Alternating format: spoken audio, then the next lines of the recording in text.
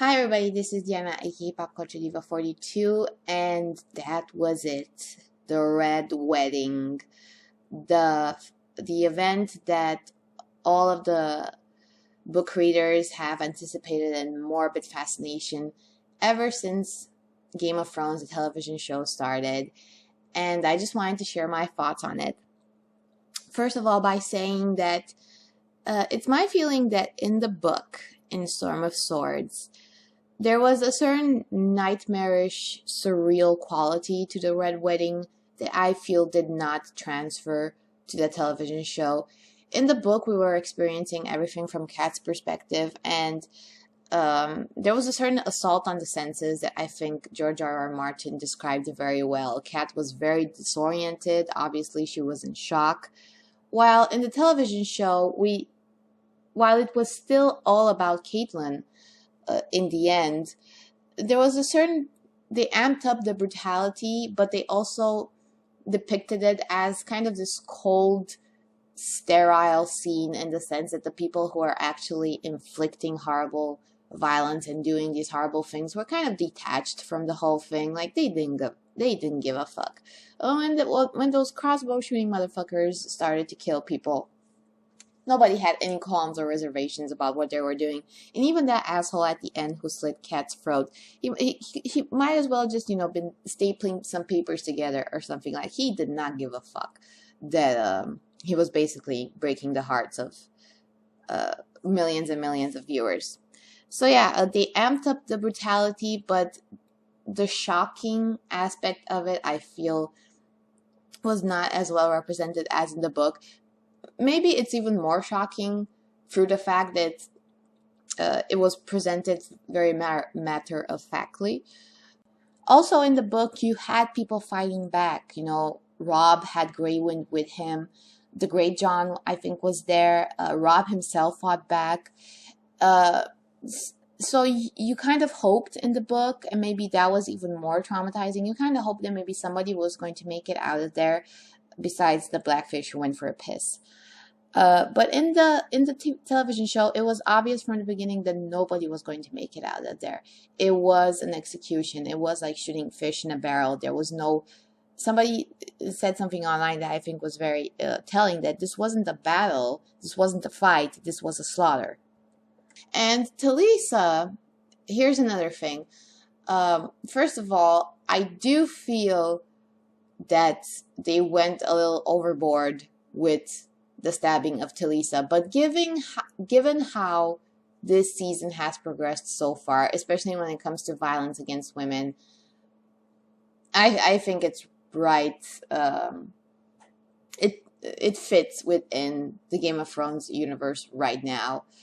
The reason why it's probably more shocking than other female character deaths on Game of Thrones is because in the book, Robb's wife, Jane, was not at the Red Wedding and she survived.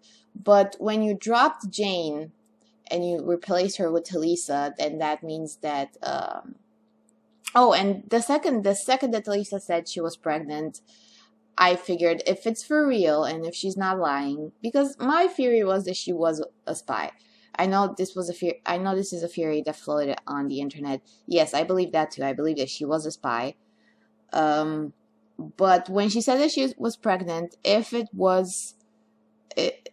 my feeling was that if it's real, if the pregnancy is real, then she's dead. Like, that pregnancy is basically her death sentence, because no way in hell are they going to change the story so much that they're going to allow Robb Stark's heir to survive. So I'm really sorry about Talisa. And I always preferred the relationship of Robb to Talisa to the relationship that he had in the books. I felt that Jane in the books and his wedding, and Jane as a wife to Robb Stark, was far more incriminating than Talisa as a wife to Robb Stark. Because at least with Talisa, he made the choice. He fell in love. He made the choice to marry her. Whereas in the books, I always felt like he married Jane out of obligation. And that was even far dumber. And still, there are people who are blaming Robb for everything, in the sense that the Red Wedding happened just because he could not keep it in his pants. And I do not believe that. I do not blame Robb at all for what happened. It doesn't seem to me that it's such a high standard of honor for people who are supposed to be his bannermen to act like his fucking bannermen. And Robb, unfortunately, from the beginning, the Greyjoys betrayed him. Walder Frey came with these claims that he should marry one of his daughters, even though Walder Frey was a bannerman of the Tullys, and the Tullys were allied with Robb Stark. And Walder Frey was supposed to fall in line like all the other fucking bannermen, but Walder Frey was an asshole from the beginning. And again, the Boltons also, they were Robb's bannermen, but they betrayed him. And personally, I feel I do not hold everybody to the standard that the Starks set in terms of acting honorably. But if you're a bannerman to somebody, then you have to respect that oath. It doesn't seem like it's not such an honorable thing. It's just the way that this universe works. It's one of its basic rules. And Robb Stark, unfortunately, his cause was riddled with betrayals from the beginning. So no, I do not blame Robb in the least. I do not feel that a promise that was coerced out of somebody is as important to the rules of the universe as the oath of a bannerman, which, you know, what is what the Greyjoys, the Boltons, and the Freys were. They were his bannermen, and they betrayed him. So, in my opinion, his cause was doomed from the beginning. Furthermore, even if I believed that Robb Stark somehow brought this upon himself, or the Starks brought the Red Wedding upon themselves by being so honorable, I would still not say after Red Wedding that having honor in this universe turns you into a sucker or turns you into a victim. Because, you know, you can take whatever you want from the Red Wedding. Obviously, it's a very traumatizing event, and a lot of people are only going to take pain and despair from it.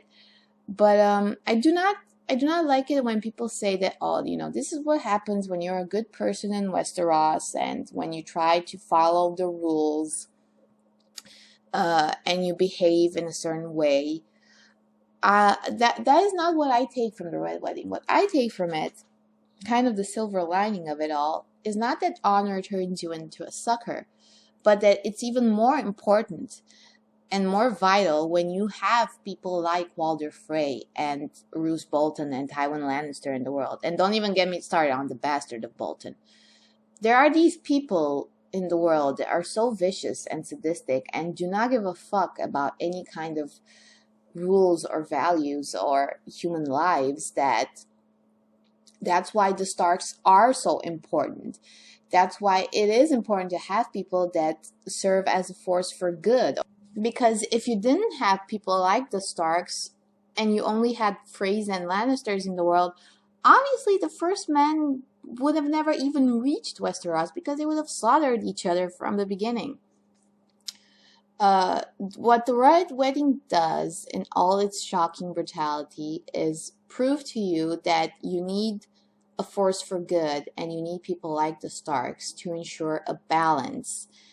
And you always hear the Starks going that they have the blood of the First Men, and it's not just for the bragging rights. It's because it enforces the point that the human race is very old. And the reason why it got to be so old, the reason why it has this longevity, is because there have always been people like the Starks to ensure a balance and to make sure that some rules and some respect towards life does exist, and not everybody behaves like Walder Frey.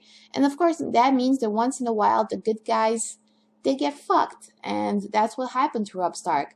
But in the end, if you take anything from the Red Wedding, is you should take that since there are people that are so despicable like Walder Frey in the world, obviously we need people like the Starks with all their fucking honor.